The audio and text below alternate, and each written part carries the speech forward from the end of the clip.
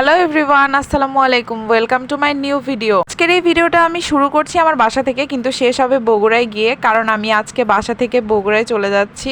খুব অল্প সময়ের জন্য আমি বাসায় এসেছিলাম, মাত্র 2 দিনের জন্য। কিছু ইমার্জেন্সি কাজ হাতে নিয়ে এসেছিলাম, তো সেটাও কমপ্লিট হয়ে গেছে। এখন আমার বগুড়া যাওয়ার পালা। আসলে আমি যখন খুব কম সময় হাতে নিয়ে বাসায় আসি, তখন মনে হয় বাসায় থেকে মন ভরে না, খুব মন খারাপও লাগে যাওয়ার সময়। তো যাই হোক, কি আর করার, এখন যেতে তো হবে। আর এদিকে আমি দৌড়াচ্ছি, কারণ বাস অলরেডি ছেড়ে দিয়েছে। চলে যদি যাই তাহলে আবার 1 ঘন্টা অপেক্ষা করতে হবে, এই জন্য আমি প্রচণ্ড দৌড়াচ্ছিলাম। যাই হোক, অনেক কষ্টে আমি বাসটাকে আটকে রাখতে পেরেছি। তারপরে এখন বাসে উঠে গেলাম। বাসে উঠে আবার আমার মামির সাথে দেখা হয়েছিল, তো এখানে মামির সাথে গল্প করতে করতে যাচ্ছিলাম। আর আমার সাথে আমার আরেকটা মামিও যাচ্ছিল। মামি পিছনে বসেছিল আর আমি সামনে বসেছিলাম। তো যাই হোক, আমি এখানে যাচ্ছিলাম। আর এই যে বাড়িতে আসার সময় রাস্তাগুলো দেখলে খুব মন ভালো হয়ে যায়। এখন চলে যাচ্ছি। যাওয়ার সময়টা দেখে খুব খারাপও লাগতেছিল, এই যে ফাঁকা রাস্তা, আর কিছুক্ষণ পরের মধ্যে শহরের কোলাহলের মধ্যে ঢুকে যাব। একদম গাড়ি, যানজট, উঁচু উঁচু বিল্ডিং, আসলে বিদায় অনেক কষ্টের। তো যাই হোক, বলতে বলতে চলে এসেছি বগুড়াতে। এখন যাচ্ছি ঢাকার বাস স্ট্যান্ডে, কারণ মামিকে বাসে উঠাই দিতে হবে। মামি আবার ঢাকায় যাবে।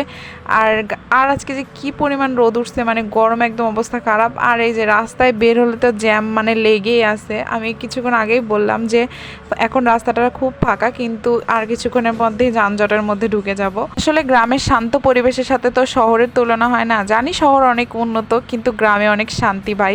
তো যাই হোক, আসলে জীবন জীবিকা নির্ভর করার জন্য আমাদের শহরে থাকতে হয় অনেক কিছুর জন্য। তো বলতে বলতে প্রায় আমরা এখানে বাস স্ট্যান্ডের কাছাকাছি চলে এসেছি। আমি ছোটবেলা থেকে যদিও শহরেই মানুষ হয়েছি, কিন্তু ওই যে ছুটির সময় গ্রামে বাড়িতে ঘুরতে যাওয়া, ওইটার আনন্দ একটা আলাদাই ছিল। তো যাই হোক, ছোটোবেলাটা আসলেই খুব নস্টালজিক থাকে। আসলে প্রত্যেকটা মানুষই আমার মনে হয় তার ছোটোবেলাকে খুব মিস করে।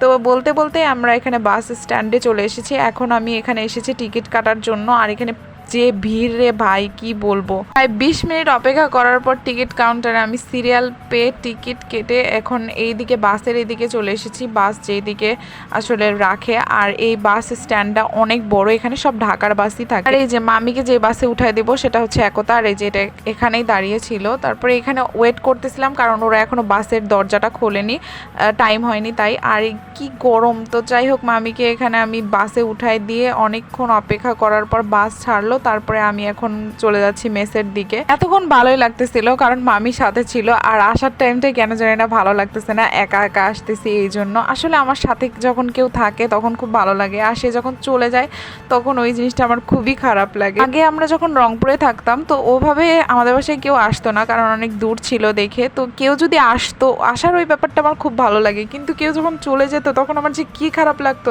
এই জন্য আমি আম্মুকে বলতাম, আম্মু আমাদের বাসায় কেউ না আসাই ভালো, কারণ সে চলে গেলে আমার খুব খারাপ লাগে।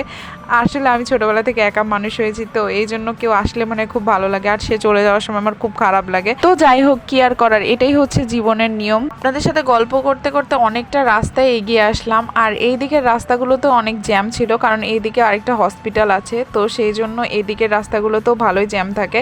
আর এই যে এই দিকের রাস্তায় যাওয়ার সময় এখানে আবার একটা আই লাভ বগুড়ার সাইন লেখা আছে। এই সাইনটা আমার দেখলে খুব ভালো লাগে।